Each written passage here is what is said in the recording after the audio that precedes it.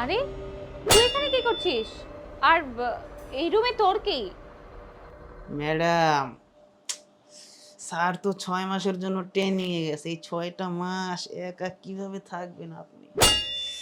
তাই ভাবলাম আপনাকে একটু সময় দিই। কি?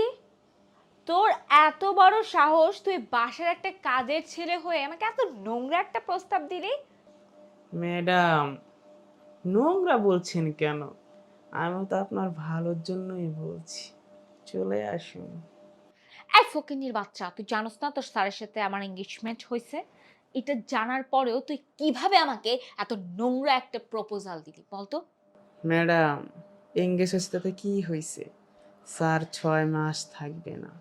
এই 6টা মাস আপনি একা থাকবেন। আপনার জন্য আমার ভীষণ মায়া হয় ম্যাডাম, সময়টা কাজে লাগান।